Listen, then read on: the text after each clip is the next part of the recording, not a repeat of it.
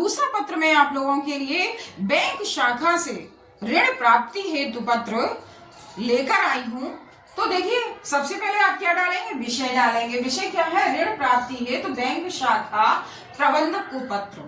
अब आप उसे कैसे लिखेंगे, सबसे पहले लिखेंगे सेवा में शाखा प्रबंधक Punjab national bank. Punjab national bank की जगह कोई और बैंक भी लिख सकते हैं आप, जो आपको ऋण दे रही हो। फाउंडी नगर आगरा की जगह आप जहां रहते हैं उस स्थान का नाम आप लिख सकते हैं।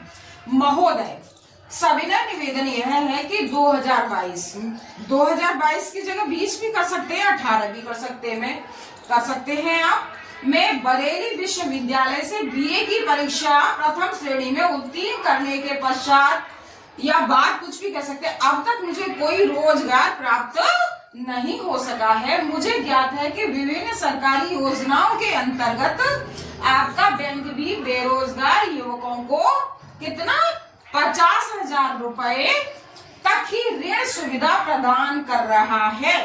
अतः इस संदर्भ में आवश्यक प्रपत्र भरवा कर मुझे भी उक्त राशि का ऋण प्रदान करने की कृपा करें।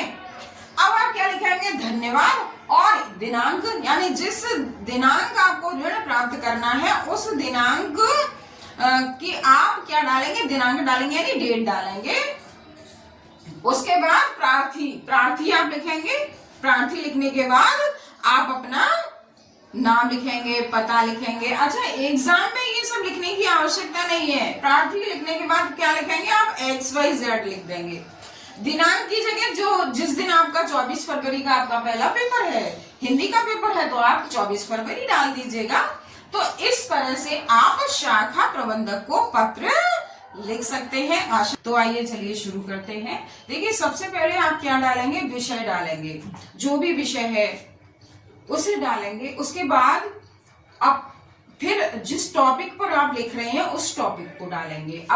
मैंने टॉपिक लिखा है अपने नगर की सफाई हेतु संबंधित अधिकारी को पत्र, यानी संबंधित अधिकारी है जैसे नगर पालिका है उसके लिए पत्र।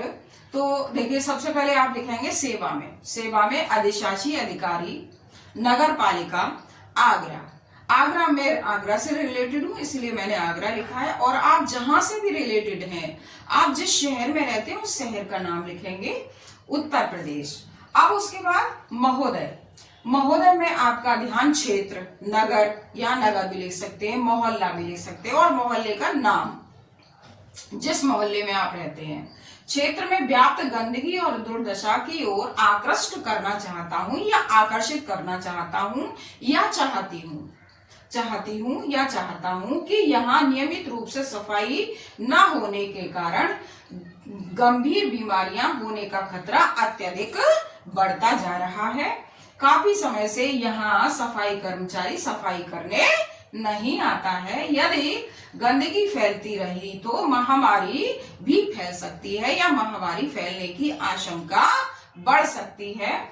अतः महोदय जी से मेरा विनम्र अनुरोध है कि अविलंब, यानी विलंब ना हो, अविलंब अपने सफाई कर्मचारी को भेजकर सफाई का कार्य कराने की कृपा करें। हम सभी आपके आभारी रहेंगे। उसके बाद क्या देंगे, आप धन्यवाद देंगे और यहाँ दिनांक डालेंगे। दिनांक के बाद आप यहाँ प्रार्थिया भवदिया, अगर आप लड़की हैं तो भवदिया और लड़का है तो भवदिया, XYZ और आपका पता। एग्जाम में तो आपको XYZ लिखना है और इसके अलावा आपको अपना नाम उसमें शो नहीं करना है। तो आज का ये टॉपिक आपके लिए बहुत ही ज्यादा इम्पोर्टेंट है। आशा है आपको समझ में आया होगा और 101% आना ही आना है, इसे कोई रोक नहीं सकता।